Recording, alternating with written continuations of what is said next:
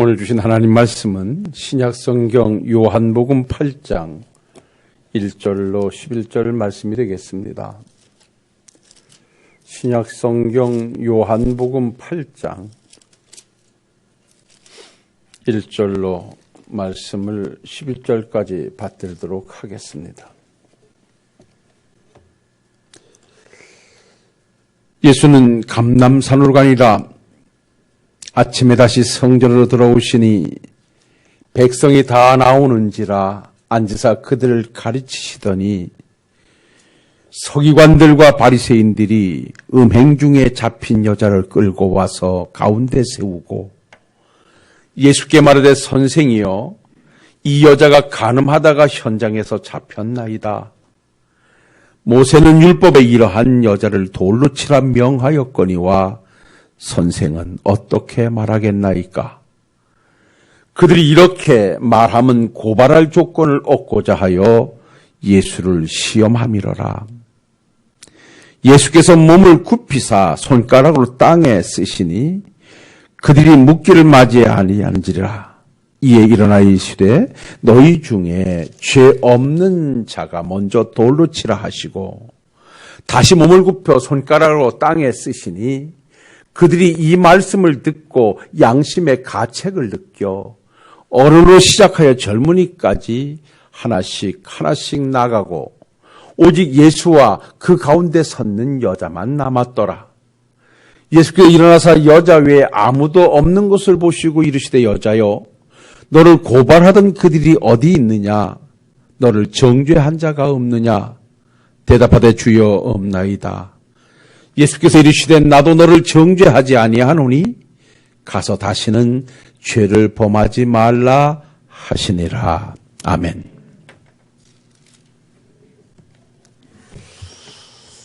누가 행복한 사람일까라는 물음 앞에 각자 행복의 가치 기준을 정하고 저는 이러면 행복하겠습니다 라고 각자 자기 위치에서의 행복론을 펼치고 있었답니다. 그때 연세가 지극하신 분이 손을 들고 당신의 행복론을 말하는데 진정한 행복은 마음이 편안한 사람입니다. 마음이 시끄럽지 않은 사람이 편안한 사람입니다. 그렇게 논리를 전개하시더란 말입니다. 그렇다면 마음이 시끄럽지 않고 마음이 편안하려면 어찌해야 되겠습니까? 라는 질문 앞에 마음속에 있는 아픔과 미움과 원망을 뽑아내는 훈련이 곧 나의 행복을 만드는 것입니다. 라고 말을 했다 그래요. 참 공감이 가는 말입니다. 물론 사람들은 다 행복 추구권이 있고 행복을 위해서 오늘도 이렇게 또 달려오고 있는지도 모릅니다. 또 각자 행복의 기준이 이것이라 생각해서 어떤 사람은 행복을 물질에다 기준을 두고 물질을 모으는데 애쓰는가 하면 명예나 권력이나 지식에 두고 그것을 위해서 또한 최선을 다하는 모습도 우리는 보고 있습니다. 사랑하는 성도 여러분, 과연 저나 여러분들은 어디에다 행복 기준을 두고 오늘까지 삶을 지속해오고 계신가? 한번 2021년도 마지막을 우리가 주일을 하나님께 예배하면서 스스로에게 한번 질문을 던져보면 좋겠다 싶어서 우리가 많이 대했던 이 본문의 말씀을 가지고 2021년도는 좀 더 행복을 찾아가기 위해서 손에 든 돌을 내려놓고 갑시다 라는 제목을 한번 정해봤습니다. 목사님 나는 손에 돌 들고 있지 않은데요 라고 말씀하고 계시는지 모르겠습니다만은 내가 여러분들도 모르게 여러분들이 들고 있는 돌을 오늘 내가 가르쳐 드리도록 그렇게 하겠습니다. 사실 우리가 살다 보면 누군가를 향해서 정죄의 날을 세우고 아픔을 호소하고 그의 단점을 지적하면서 그 때문에 힘들고 그 때문에 속상한 그러한 삶 속에서 우리가 살아가고 있음을 부인할 수는 없습니다. 그래서 어찌 보면 함께 하면서 관계 속에서 나 때문이라기 하기보다는 당신 때문이라는 소리가 더 커지고 있는 현실이 우리가 맞닥뜨리고 있는 현실이기도 합니다. 사실 이 코로나19라고 하는 이 팬데믹 상황이 2년을 지속해서 가다 보니까 정신적으로도 많이 피폐해 있고요. 사실 이 코로나19라고 하는 이 막강한 세력 앞에 모든 것이 다 축소되었고 모든 것이 다 무너졌는데 그런 상황 속에서 모두가 내 입장을 향해서 밖으로 소리를 내다 보니 당신 때문에 당신들 때문에 이렇게 힘들고 어렵다는 소리는 전 지구상을 덮고 있다 해도 과언이 아닐 것입니다. 전염병을 막겠다고 백신을 맞는 일을 가지고서도 갈등이 빚어지고 마스크를 착용하는 일을 가지고도 갈등이 빚어지고 또한 방역 수칙에 따라서 제한된 생활 여건 속에서 모든 이들은 당신들의 아픔을 호소하고 있는 현실이 우리의 현실이기도 합니다. 그야말로 방역 수칙을 좀 강화하게 되면 소상공인들은 힘들어 죽겠다고 아우성을 치고 젊은이들은 자유가 박탈된다고 아우성을 치고 그 좀 더 풀어놓고 나면 또 확산되어지는 것 때문에 의료진이나 모든 것은 마비된다고 힘들어하고 방역 대책을 잘못 세웠다고 아우성을 치고 지금 되어지는 이 상황을 보면 모두가 당신 때문에 정부 때문에 당국 때문에 너 때문에 당신들 때문이라고 모두가 상대를 향하여서 아픔을 이야기하고 있습니다. 여기에다 우리나라는 대선까지 겹치다 보니까 그저 대선 주자들이 그리고 양 진영에서 하는 모든 소리는 다 당신들이 잘못된 것이고 당신은 자격이 없다고 정죄의 날을 세우고 있습니다. 이것이 지금 우리가 현실에 맞닥뜨리고 있는 것입니다.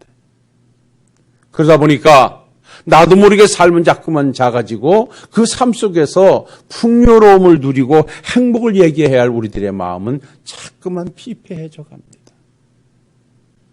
물론 제가 이렇게 말씀드리는 것은 지금 되어지는 우리들의 상황이지만 사실 우리도 조금 디테일하게 들어가서 내 개인적인 삶을 한번 자세히 들여다보면 올 1년 동안도 아니 그동안도 살아오면서 알게 모르게 나에게 아픔을 준 사람들을 내가 내 마음에 담고 있는지도 모릅니다. 그래서 나에게 힘들게 하고 속상해하고 나에게 상처를 준 사람을 내가 마음에 담고 있다면 이것도 우리가 오늘 이 본문과 같이 그를 향하여 돌을 들고 있는 것입니다. 오늘 본문의 말씀은 이렇습니다. 예수님께서 공생의 기간 동안에 복음을 계속 증거하는 중에 종교 지도자들이라고 하는 서기관과 바리새인들이 예수님을 시험에 들게 하여 올무를 채우려고 예수님에게 나와서 아주 복잡한 질문을 하나 던집니다. 그건 다름이 아닌 현장에서 간음하다가 들킨 여자를 잡아와서 예수님 앞에 세워놓고 예수님에게 묻습니다. 선생이요, 모세의 율법에는 이러한 여자는 돌로 치라 말하였는데 선생님은 어떻게 말하시겠습니까? 라는 물음이에요. 그들은 답을 알고 있어요. 모세의 율법에 레위기 20장 10절에 보면 이렇게 기록해요. 누구든지 남의 아내와 간음하는 자, 곧 그 이웃의 아내와 간음하는 자는 그 간부를 음부와 반드시 죽일 것이라고 말씀하고 있습니다. 신명기 22장 23절로 24절을 보면 처녀인 여자가 남자와 약혼한 후에 어떤 남자를 그가 성읍중에서 만나 동침하면 그들은 반드시 둘 다 성읍으로 끌어내어서 그들을 돌로 쳐 죽일 것이니라고 말하고 있어요. 그러니까 모세의 율법에는 간음하다가 들킨 사람은 이유여하를 막론하고 돌로 쳐 죽이라는 것이 모세의 율법입니다. 이것을 바리새인들이나 이 종교 지도자들이 모를 리가 없습니다. 그런데 이 여인을 데리고 와서 손에 돌을 들고 와서 예수님 앞에 내놓고 선생이요, 이 여자를 선생은 지금 복음을 증거한다고 외치고 있는데 어떻게 하시렵니까? 라고 물어요. 그런데 오늘 이 본문에서 말씀하는 것처럼 이들이 몰라서 묻는 게 아니라 예수님을 어떻게 하든지 곤란하게 만들어서 예수님의 복음에 상처를 주려고 지금 예수님 앞에 와 묻고 있는 거예요. 왜 그러냐 하면요, 그때 당시에 유다는 로마의 식민지 하에 있었기 때문에 어느 사람이든지 사형 집행권이 없습니다. 그러니까 율법이 그렇게 말한다 할지라도 유대 사람들은, 이스라엘 사람들은 어떤 중범죄자들을 사형에 넘길 권한이 없습니다. 오직 사형은 로마의 총독만이 내릴 수 있는 것입니다. 왜냐하면 예수님께서 십자가에 못 박혀 죽으실 때도 모든 제사장들과 장로와 서기관들이 그를 정죄해서 재판에 넘기는 것까지는 했지만 그들은 예수님을 죽일 수가 없었어요. 그래서 로마 법정으로 끌고 가서 총독이었던 빌라도가 사형 언도를 내리니까 결국 예수님은 십자가에 처형할 수 있었던 거예요. 그러니까 이때 상황이 정치적 상황으로 예수님은 사형을 모세의 율법대로 돌로 쳐 죽이라고 하면 이건 바로 로마의 정권을 거스리는 것이기 때문에 상당한 곤란에 빠지게 됩니다. 그래서 예수님은 돌로 쳐 죽이라고 할 수가 없어요. 또한 예수님께서 너희들은 사랑을 가지고 예수님이 외쳤던 사랑의 복음으로 돌로 쳐 죽이지 말아라 라고 말씀한다면 그들은 당신은 하나님의 아들이라 스스로 말씀하면서 하나님의 법을 어긴다라고 율법을 가지고 예수를 올무에 씌우려고 했던 계략이에요.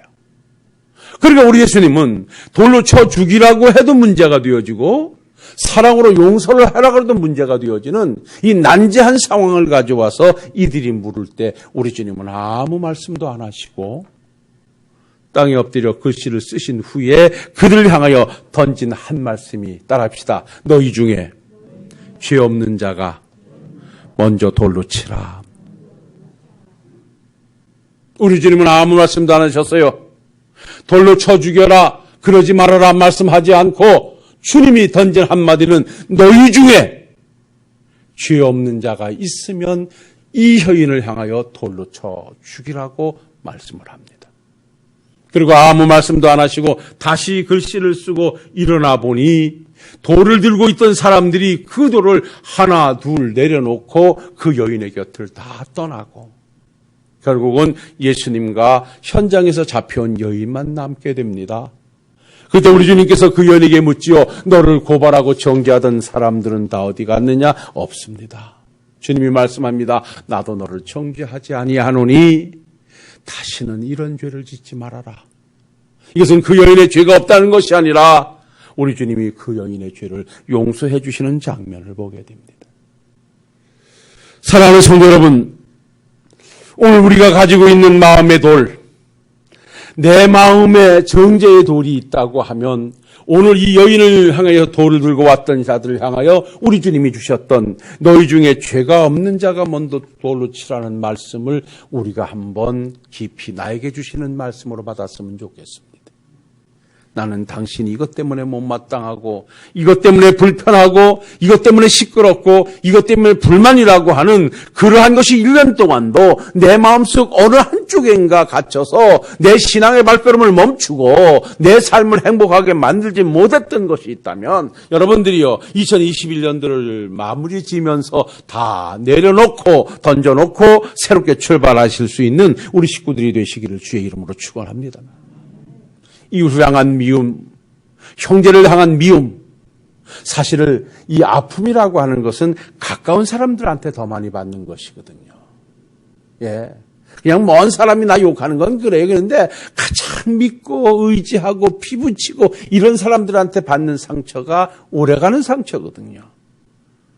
그래서 모르겠습니다만은 그 가까운 친척 간에 받은 상처는 돌아가실 때까지도 못 꺼내놓고 가시는 분들도 있어요. 그 아픔이 너무 커서. 그런데 그것을 계속 내가 내 마음속에다 담아두고 정죄의 돌을 들고 언젠간 기회가 있으면 때려야 되겠다고 생각하고 살다 보면 평생 한쪽은 행복이 무너진 상태에서 억울한 인생을 살게 돼요. 사랑하며 살기도 짧은 인생이고요.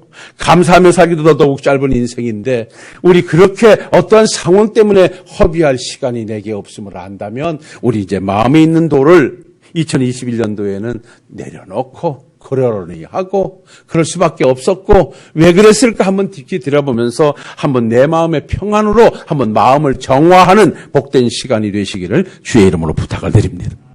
자, 그렇다면 하나 둘 빨리 정리해 보지요.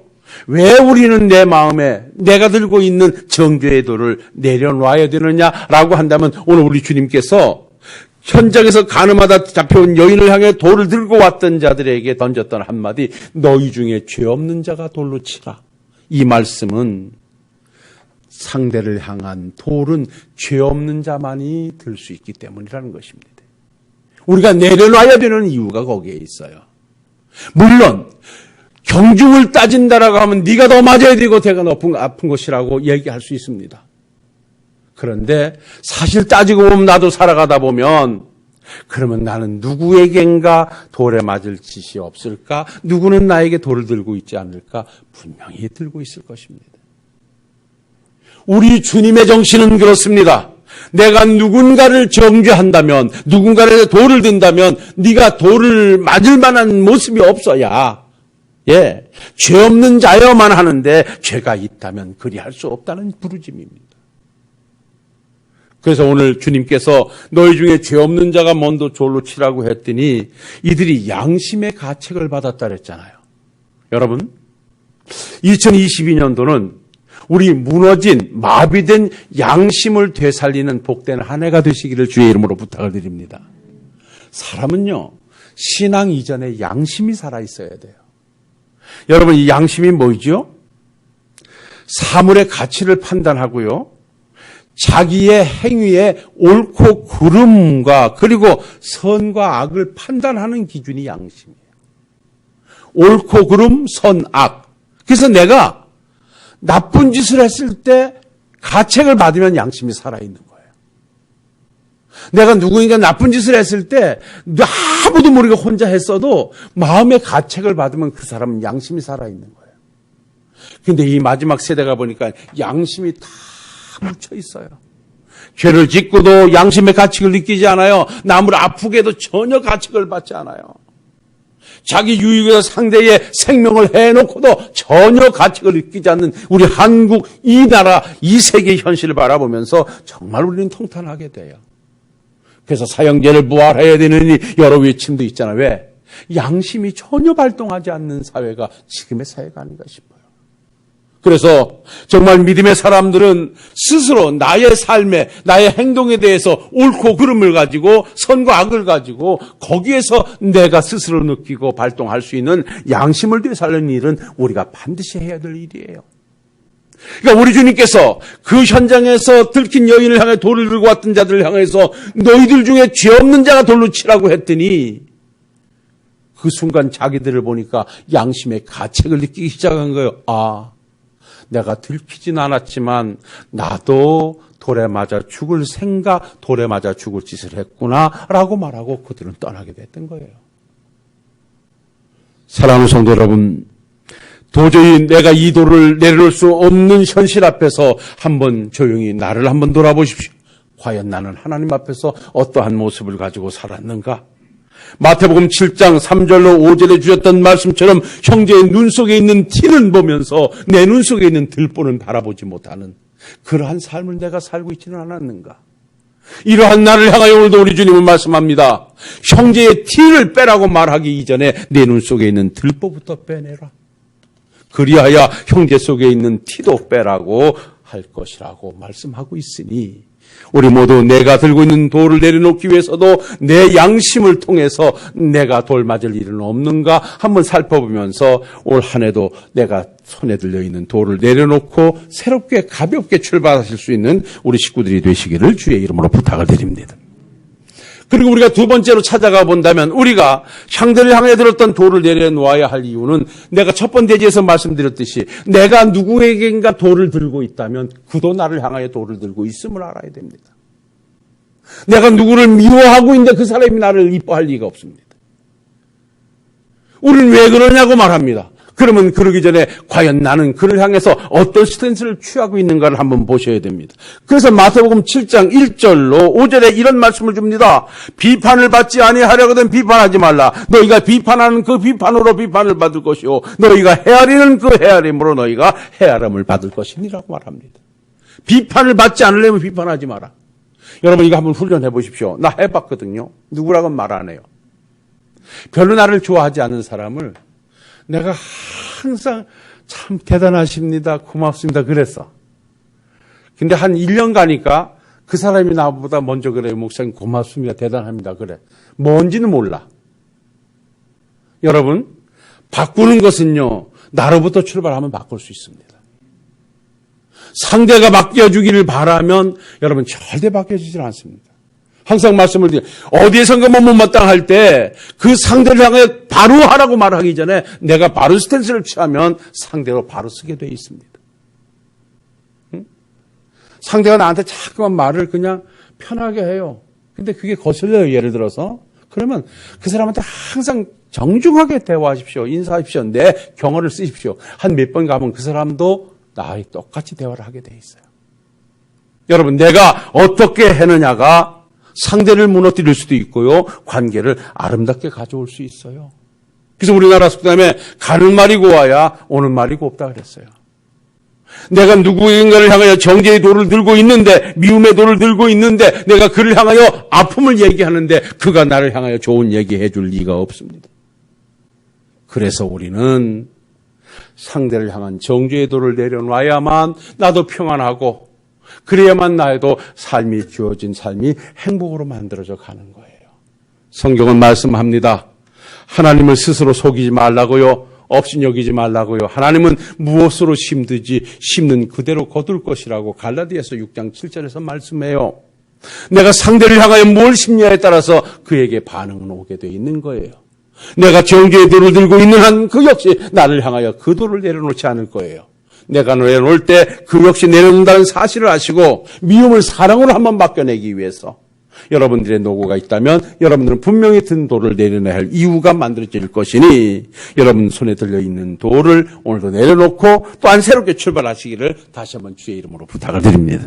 마지막 세 번째로 왜 우리가 남을 향하여 아픔을 얘기하고 정죄의 돌을 들고 있는 것을 빨리 내려놔야 하냐면 이건 무서운 말씀인데요. 내 손에 있는 누군가를 향하여 든 돌을 내려놓지 않으면 하나님께서 나를 향하여 든 돌을 내려놓지 않겠다고 하셔요. 이 말씀을 그냥 쉽게 가져오면 내가 누구를 용서하지 아니하면 하나님도 나를 용서하지 않겠다고까지 경고하시면서 용서를 강조하셔요. 제가 어제 성탄 메시지를 전하면서 성탄의 메시지는 하나님의 사랑과 용서라. 그래서 사랑이 실현되고 용서가 펼쳐지는 성탄이 되어야 된다라고 여러분들에게 말씀드렸어요. 우리가 어떻게 하나님의 자녀가 되었습니까? 우리가 어떻게 하나님의 백성이라고 노래하고 있습니까? 어떻게 우리가 하나님을 아버지라고 부를 수 있습니까? 하나님의 사랑과 용서에서만이 가능한 일이었어요. 우리가 똑바로 살았기 때문이 아니에요. 우리가 누구보다 선하게 살았기 때문이 아니에요. 누가보다도 사랑하며 살았기 때문이 아니에요. 하나님이 사랑해 주시고 용서해 줬기 때문에 우리는 하나님의 백성이 돼서 오늘도 하나님을 아버지라 예수님을 주님이라 부르면서 오늘도 믿음의 길에서 행복을 노래하고 있는 거예요. 그렇다면 그 사랑과 그 용서를 통하여 하나님의 백성이 된 우리들에게 하나님의 집요한 요구가 있다면 너희도 사랑하고 너희도 용서하며 살아라 이 말입니다. 하나님이 그것을 강조하시기 위해서 마태복음 6장 14절로 15절에 뭐라고 말씀하셨는가 다 같이 한번 읽어보겠습니다. 너희가 사람의 잘못을 용서하면 너희 하늘 아버지께서도 너희 잘못을 용서하시려니와 너희가 사람의 잘못을 용서하지 아니하면 너희 아버지께서도 너희 잘못을 용서하지 아니하시리라. 할렐루야. 깊이 들으십시다.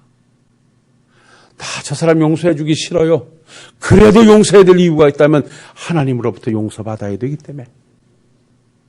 나 저 사람 사랑하고 싶지 않아요. 그래도 내가 사랑해야 되는 이유는 하나님께서 나를 그렇게 사랑해 주셨기 때문에. 그리고 용서라고 하는 말은요. 그냥 탕감한다. 탕감해 준다.